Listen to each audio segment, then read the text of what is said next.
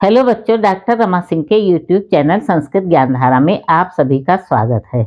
बच्चों, पिछले वीडियो में मैंने आपको संधि किसे कहते हैं, संधि की परिभाषा और संधि कितने प्रकार की होती हैं और संधियों में स्वर संधि के कितने भेद होते हैं।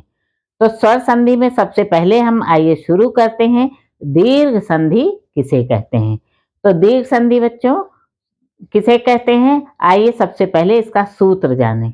तो दीर्घ संधि का सूत्र है अकः सवर्णई दीर्घा। अकः सवर्णई दीर्घा अर्थात अक के परे होने पर सवर्ण का दीर्घ हो जाता है। अब बच्चों जानिए अक क्या होता है। अभी पिछले वीडियो में मैंने आपको प्रत्याहार बताए थे। प्रत्याहार में अक एक प्रत्याहार है। प्रत्याअक के अंतर्गत कितने वर्ण आते हैं? अ, ई, उ, ऋ, ली, क, इतने वर्ण आते हैं। तो अक के परे होने पर यानी जहां पर अक विद्यमान हो और उसके पश्चात सवर्ण आ जाए यानी कि अक के समान ही वर्ण आ जाए तो वहां पर क्रमशः अ का आ, ई का ई, उ का उ और री का री हो जाता है। यानी कि सवर्ण के परे होने पर सवर्ण विद्यमान हो जाए तो वहां पर दीर्घ हो जाता है। आइए जानते हैं, अर्थात दीर्घ संधि की परिभाषा क्या है बच्चों? अकः सवर्णई दीर्घा। अक एक प्रत्याहार है। प्रत्याहार का अंतिम वर्ण नहीं गिना जाता है। तो इस अक के अंतर्गत क्या आता है बच्चों? आ, ई, उ और री।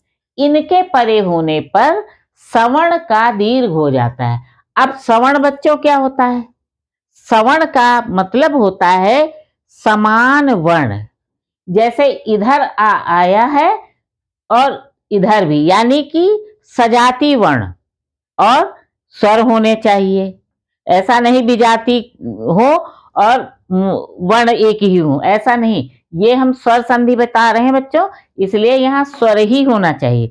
तो समान वर्ण में जैसे यहाँ ये दिया है आ के बाद फिर आ गया, तो बच्चों ये क्या हुआ आपका? ये समान वर्ण हुआ। तो जब समान वर्ण हो जाए, अक के परे होने पर समान वर्ण हो जाए तो वहां पर क्रमशः दीर्घ हो जाता है। इस तरह अ धन आ मिलाकर क्या हुआ बच्चों? बड़ा आ बना। तो अर्थात जब आ, ई, उ और री के पश्चात इनके समान वर्ण आते हैं तो क्रमशः क्या हो जाता है? आ, ई, उ एवं री हो जाते हैं। जैसे अद्यापि। अद्याप का विच्छेद क्या होगा बच्चों? अद्य धन अपि। अद्य धन अपि। अब यहां देखो, ये इधर अद्य का आ अक है और अपि का आ ये सवर्ण है। यानी कि यहां पर अक के परे होने पर सवर्ण हो जाए तो यहां दीर्घ हो जाता है। आपकी परिभाषा क्या कहती? अक के परे होने पर सवर्ण का दीर्घ हो जाता है। तो यहाँ अक के परे होने पर और ये सवर्ण होने पर यहाँ दीर्घ हो जाता है। इस तरह हम क्या जानेंगे इसको? अ धन आ मिलाकर क्या बना बच्चों? बड़ा आ। इस तरह आद्य धन आपि बराबर अद्यापि। इसी तरह से दूसरा उदाहरण देखिए, पुस्तक धन आलय। पुस्तक धन आलय। अब इसमें ये समझिए आप, ऐसा नहीं कि अधन आ के बाद बड़ा आ बनता है। इसके स्थान पर आ धन चाहे बड़ा आ हो, चाहे ई है तो ई के बाद छोटी ई हो, अथवा चाहे ई के बाद बड़ी ई हो, उन सभी का ही दीर्घ होता है। अब यहां देखिए, पुस्तक धन आलय। पुस्तक धन आलय, यहां पर अक के परे होने पर सवर्ण का दीर्घ हो जाता है। परिभाषा हमारी बच्चों क्या कहती है? अक के परे होने पर सवर्ण का हम दीर्घ कर देते हैं। तो यहाँ आ हो गया और यहाँ पर बड़ा आ हो गया, तो भी हमारा क्या बनेगा? बड़ा आ, अर्थात दीर्घ हो जाएगा। अ धन आ बराबर बड़ा आ, इस तरह दीर्घ हो जाता है। तो हमारा पुस्तक धन आलय बराबर क्या बनेगा? पुस्तकालय। अब दूसरा क्या कहता है? ई ई ई। अब यहां जैसे रविंद्र है, रविंद्र, तो रवि, इसका विच्छेद क्या होगा बच्चों? रवि धन इंद्र। अब इसमें छोटी ई, फिर आगे भी ई, तो दोनों समान वर्ण है, इधर अक है और इधर सवर्ण है। सवर्ण का मतलब आप जानते हैं, सवर्ण का मतलब समान वर्ण, एक ही तरह का वर्ण होना चाहिए। तो यहाँ ई धन ई बराबर क्या हुआ बच्चों? बड़ी ई। इस तरह यहाँ रवि धन इंद्र बराबर रविंद्र बनेगा।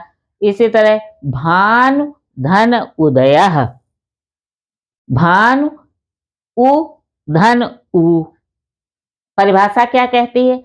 अ आ ई उ के परे होने पर सवर्ण का दीर्घ हो जाता है, अर्थात अ आ ई उ एवं री के स्थान पर सवर्ण वर्ण आते हैं, तो क्रमशः क्या बनता है? आ ई उ।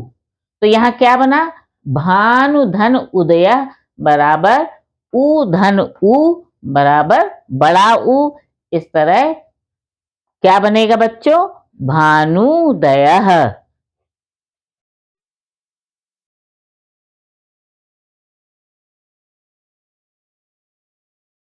अगला है बच्चों मात्र धन ऋणम।